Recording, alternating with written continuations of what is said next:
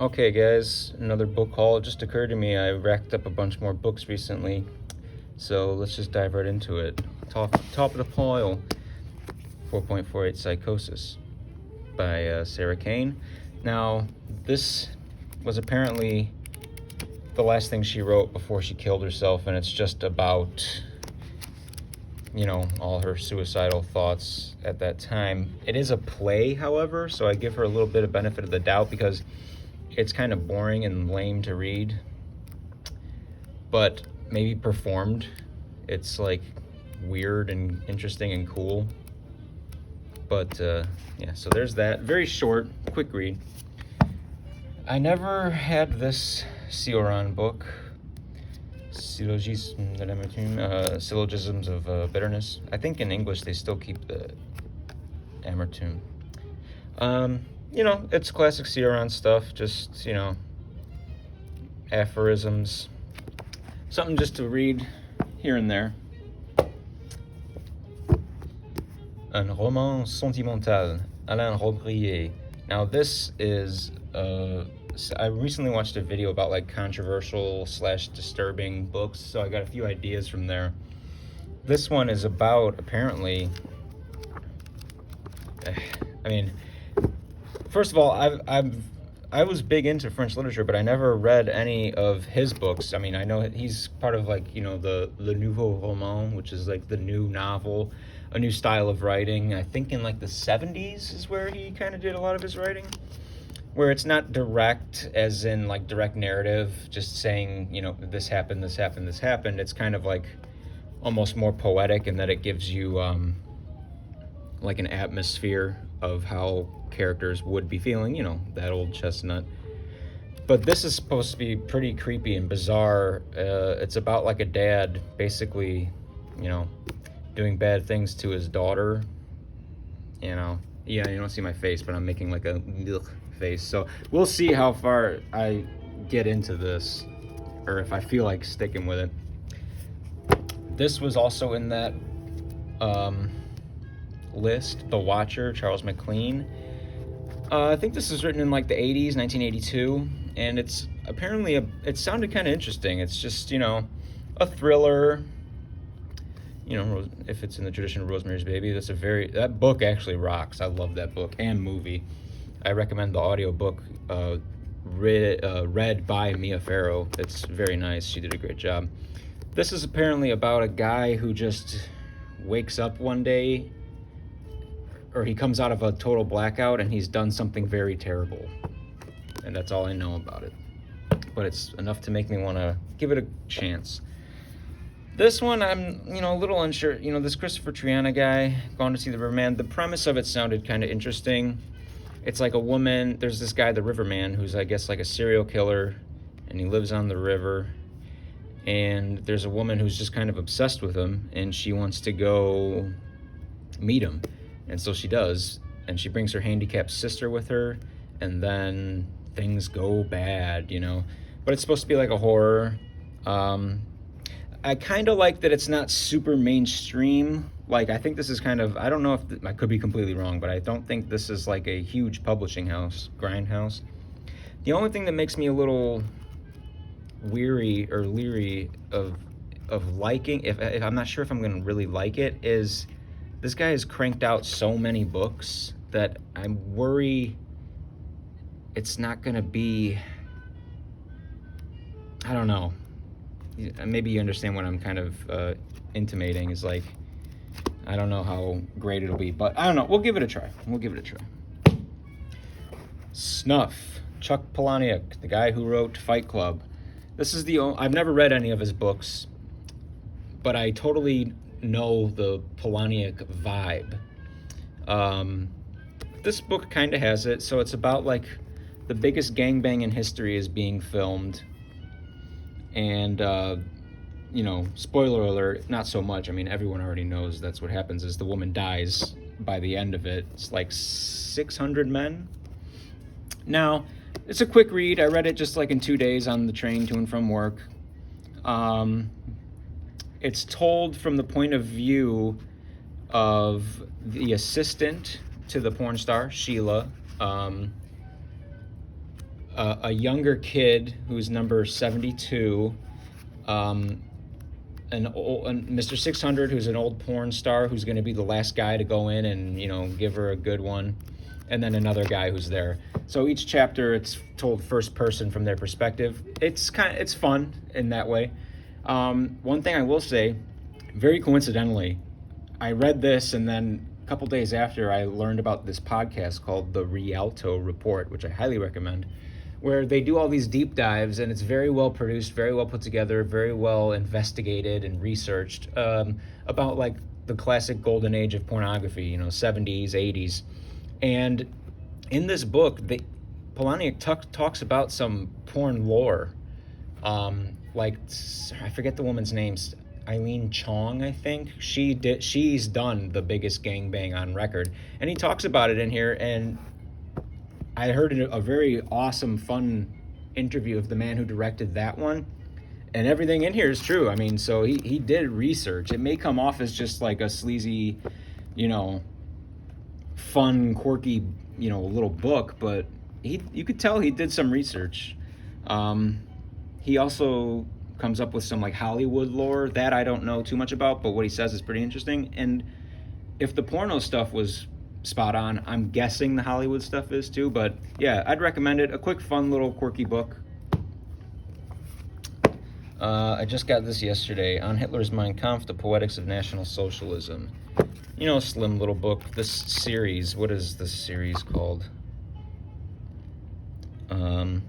Untimely Meditations. Oh yeah, there it is, Untimely Meditations. They got some very interesting little books. Now this, of course, is not pro Mein Kampf or yada yada yada. The premise or the idea of the book is it's an essay. The guy admits, he's like, if you read Mein Kampf, it's really not even that well written. It's not that good, blah, blah, blah. So how could it be so influential? So he kind of examines the stylistic choices that Hitler made in Mein Kampf and how you can see it played out, how it was able to influence, So, yeah, I don't know. Just kind of a fun thing to read. In the Miso Soup, Ryu Murakami. This book was awesome. I read this last week. I really liked it. I mean, I don't want to... What would you say? Well, first of all, it's kind of interesting. The book is only 3 chapters, and they're 3 kind of distinct phases. So it's a guy named Kenji, who's a tour guide for American sex tourists, So like a sleazy guy will come to Japan, find a sleazy magazine that Kenji is advertised in, give Kenji a call. Kenji will take them through the districts, the red light districts, trying to find, whatever they want, some frottage with a hostess, or even, full-on sex with a prostitute. But he gets this guy who calls him up, and he's just very creepy, and Kenji thinks he's doing some very bad things. So, great book, awesome book. Murakami, now there's another Murakami who's like known as like a very postmodern novelist. I've never read any, Hiraki Murakami? I don't know. I've never read any of his stuff. This is the first book I read by this guy, and I really do want to read more. He wrote the book Audition, which that famous movie is based on. So I'm going to check out more of his stuff, and I recommend it. This is some more Robbe-Grillet stuff. I think this is just, I found this at a used bookstore, and it's just like a collection pulled together of essays talking about his style. It's not what I thought it was when I bought it at the store, but I'll still probably leaf through it here and there. And it wasn't terribly expensive, so. Psychopathia Sexualis, Richard von Krafft-Ebing, the classic study of deviant sex. So this is apparently before Freud. I'm not going to read this whole thing. It was cheap, just a handful of dollars at a used bookstore, but it's just the type of thing you leaf through here and there. I mean, he talks about, well, here, I've read, maybe a dozen pages in different sections here and there on the train since I got it. Just, to pass time. What do we got here? The first section, so some fetish stuff. I read, he's got some interesting things about fetishes. A lot of case studies is kind of what makes this up for the most part. You know, flagellation, he talks about ejaculation, erections, necrophilia, you know, paraphilias and stuff like that, masochism, sadism, blah, blah, blah. You know, just interesting how it's so old and talking about that kind of stuff. So like late 19th century Europe, I believe, is when this came about. So, yeah, just a little thing. Okay, now, Hegel, here's what happens. Sometimes you find yourself reading, getting into certain things, and this name just pops up over and over and over and over. And he's known as just being this extremely dense, difficult, you know, writer. So it's like, where do you even start? An Introduction to Hegel. I got it. I used to have a copy of it. I tried reading it, couldn't get into it, and I gave it to a friend who has since moved far away. Well, you know, he's moved away. But I'm glad I was able to remember this and find it again, because, you know, I just kind of want to understand a little bit. I don't know how much I agree, but very influential, so it's good to have somewhat of a handle on, you know, Hegel. I'm not even an expert. I don't claim to be. But anyways, another replacement. I got Chinese for Beginners by Tuttle. Very good Chinese, Japanese language learning resources. Yeah, I mean, I mostly got this just to replace. I got rid of it years ago because, I mean, who has the time to learn Chinese, you know, in their 30s? But I figured it's just something fun to sort of leaf through once in a while. You know, it has the good pinyin, it has the good translation, and it's very to the point. They don't really focus much on the character learning, I don't think. Like, it's more just, here's how to recognize the character, and here's what it means, here's how to pronounce it. I don't think they get too strong into writing the characters, so you have to know how, like, stroke order and stuff. Know that before you get into this, because if you just kind of read, you know, this, and you want to learn how to write these characters, well, these all look pretty easy at the moment, but, you know, like the character, you know, like, to learn how to write these so you can maybe even make flashcards or just write them out, you know, like, it's fun. I love doing that. It's good to know stroke order first, so it actually looks right. This was just a fun, cheap find at good old half-price books. It's a biography of Jesus, Isa ibn Maryam, Al-Haqiqa Al-Kamila, The Whole Truth. So it's basically just a biography and point of view from the Muslim point of view of Jesus, with, you know, you got your Quran citations and quotes throughout. Is this Dar es-Salam? Dar ibn Kathir, okay.